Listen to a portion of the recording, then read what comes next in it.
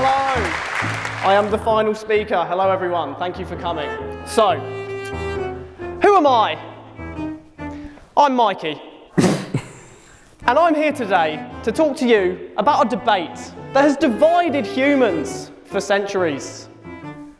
To scrunch or to fold? Oh, for fuck's sake. The toilet has a huge place in human history. Beethoven wrote his first symphony on the toilet. Elvis died on one. And the E-Boys podcast went down one. Got him.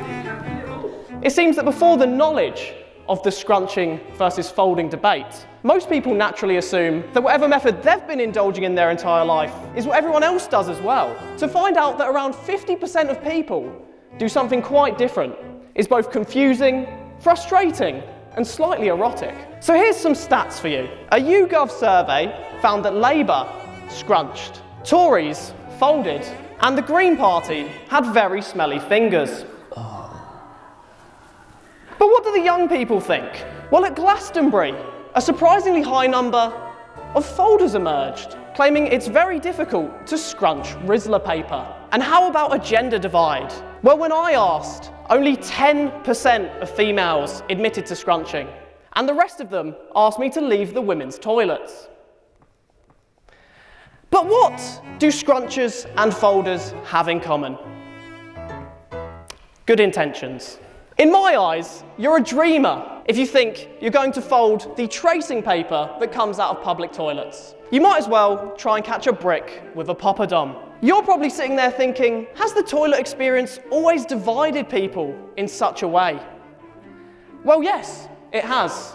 Up until 1939, England was predominantly a nation of scrunchers. But then, due to war concerns, toilet paper was folded for ease of transportation to the battlefield. In 1973, scrunching gained slight traction due to the mass production of canned sweet corn. And in the 1980s, scrunching saw an even bigger rise, confusingly due to the popularity of the hair accessory, the scrunchie. This also led to many blocked drains and shampoo sales skyrocketing. In the early 90s, butts began being heavily fetishized, leading to a new wiping method, the eco-friendly rim job.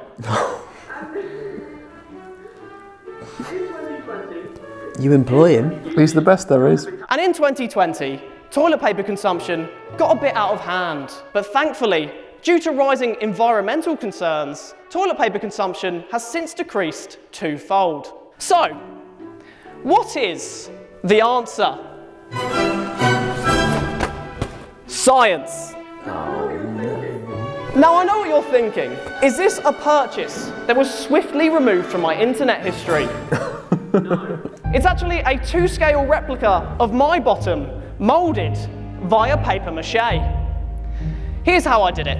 As you can see, I blew up 2 balloons, each balloon measuring the same diameter as one of my cheeks. I sellotaped the balloons together, paper mache'd it, gave it some paint, and much like my first year in uni, I was ready to experiment with my arse.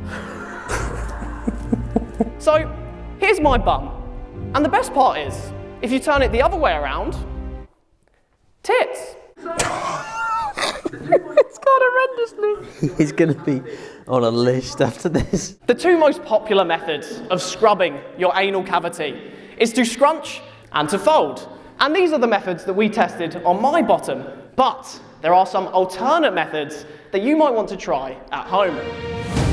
The mitt, the origami swan, the Italian job, the mummy, my most dedicated fan, the conveyor belt, that I'm going in the shower anyway, and that it's better than nothing. So, the experiment. What did we do to determine if scrunch or fold was a better method of wipe? Well, firstly, we consulted a feces expert who helped us make this substance that consisted of flour, water, oats, vegetable oil, paint, and canned sweet corn.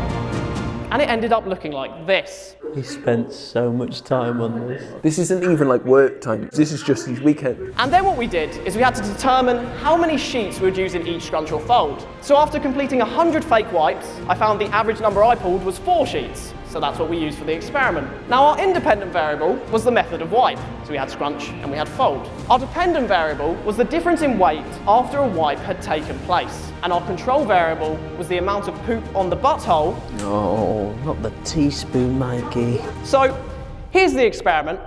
Oh, for fuck's sake. The whole endeavour took about an hour. As you can see at the bottom here, we have the scale where we measured the paper. Who's we? Who is we? Who's he dragged into this? His friend that he's made out of paper mache as well. And after going through a whole toilet roll and developing quite a sore wrist, we had our results. Oh, God. So, the results.